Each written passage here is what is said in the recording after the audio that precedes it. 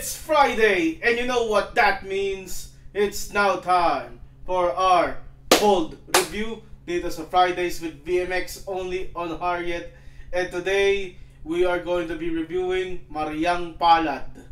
Yes, this review is pre-recorded, dated November 11, or November 12 pala, sorry. November 11 sa work laptop ko kasi we're using Eastern Standard Time. So it's recorded November 12. This is possible. The viewing of this movie is possible through BMX Plus. So if you want advanced screening ng inyong mga pelikula sa Viva Max or the BMX platform, just go hit on BMX Plus. Pay around, alam ko nasa 400 yun eh, via GCash. Kung may pera pa kayo kasi di ba nagkaroon ng issue sa GCash, di ba? And yeah, boom, you can have yourself a free treat. Wag tayo kamirata. Yeah, no to piracy, everyone. Nanawagan na si Jessica Garcia sa kanyang Instagram. Wag kayo to ang kilig ng pirata. Yun. So, kung gusto niyo malaman kung maganda ba yung pelikula papanoorin niyo sa BMX, tutok lang kayo dito.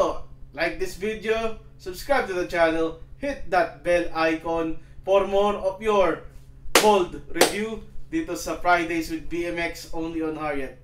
So yes, this is pre-recorded and then scheduled to be published 3 AM of November 15 because of work issues or work schedule. Actually, I just want to talk about something. This is about a certain YouTuber named Valkyrie and yung mga naging opinion niya dun sa social media, diba? Lalo na sa X platform. So she was on this One Path podcast and we heard a different side of Ray. Valkyrie is a YouTuber, siya yung queen of YouTube. And oh my god, di ko siya akalain na ganun pala siya, na medyo malibog. Diba? Medyo malibog. Ayun. Akala ko nga birhen pa siya eh. Oh, seryoso, akala ko birhen pa si Valkyrie. Turns out hindi. And I've lost a little bit of respect for her. I still like her, pero I don't view her as much as favorably than the last time. And I hope na may filter siya in the near future. Moving forward, sana ma-filter niya yung sarili niya. Kasi lumalabas na doon sa podcast niya, No Holds Barred eh. She has been saying dick talks. There's some guys who just squirted on her mouth. Tapos ang audience, generic audience si Valkyrie sa YouTube are children. As marinig lang nila yun. It comes up weird. Yung kanyang persona as unhinged, crazy, diba? I get it, it's in camera, pero yung ilalabas mo talaga yung tunay nung yung gagawa mo in the background. And then the first thing I will Google search Valkyrie, maririnig ko yun yung mga pinagsasabi mo sa podcast. It's just she set herself on a low bar. I don't know if she can recover from that. I hope she does. I mean, she has 1 million subscribers on YouTube. Ako parating pala sa 9K, kaya subscribe na kayo sa channel na to. Okay, so we're reviewing Mariang Palad. This is the second review of this day, November 12, and this will be published November 15, 3 AM. And we are looking at Vince Rillon here. He is playing the role of Lando. So ito ang kwento na hango sa dalawang tao nagmamahalan ng tunay. Ang ngalay Maria at Lando. Diba? Ayun. Si Maria, si Sahara Bernardes. Si Lando, isang seaman. Siya ay may backer. Your best bet para magkaroon ng trabaho. Backer. Which is played by Mark Junicio. Yung kalbo sa private tutor. Siya yun. Okay. So si Mark Junicio yung kalbo, si Alan. Siya, pamangkin niya itong si Lando. Pinasok niya sa isang dito sa barko, seaman. Tapos yung seaman na to may brothel. Isa sa mga brothel dito si Jem Milton, si Jonah. At siya yung MVP ng pelikula to kasi lahat ng eksena niya kay Mark Junicio and napaka-intense. Papawiso na pag pinapanood ko yung dalawa magtalik eh. Parang first time ko makita si Calvo na ganoon pala magtalik, di ba? Ayun. So, yeah, may brothel dito. Pero itong si Lando, hindi siya amazed sa mga babae. I mean, amazed siya na may brothel, pero parang ayaw niya tangkiligin. Until madadatnan niya yung kanyang crush dati at kamabata na si Rhea, na ngayon ay Maria na.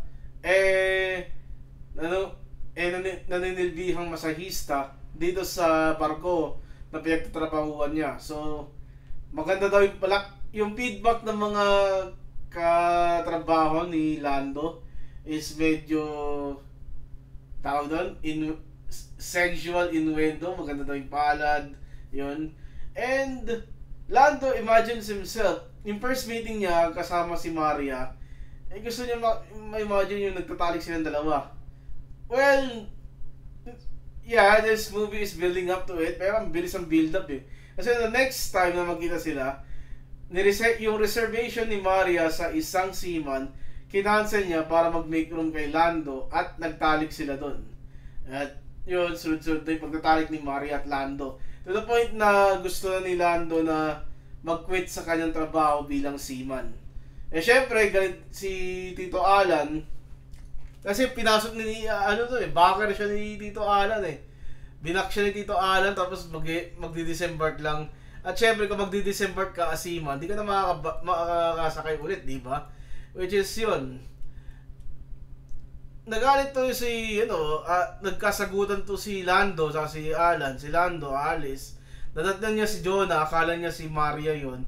At may liham si Jonah. Actually, na-meet ni Lando si Jonah earlier. Hinahanap niya kasi si Maria. Tapos, sabi ni Jonah, di daw pumasok. Tapos, lumaya siya pala. Tapos, nakita ulit ni Lando si Jonah. Kala niya si Maria. Pa si Jonah nag-abot ng liham. So, ba't hindi inabot ni Jonah yun in the first place? I don't know. Ewan. Baka ibang tao dapat umabot. Kaso, this movie is just made up of 4 people. So, ayun. So, hindi inabot ni Jonah kagad eh. Sana hindi na nagkasagutan yung magtsuhin, di ba? Ayun. So, si Maria, nalaman niya kasi sitwasyon ni Lando na parang gusto niya mag-disembark kasi nililigawan na siya eh.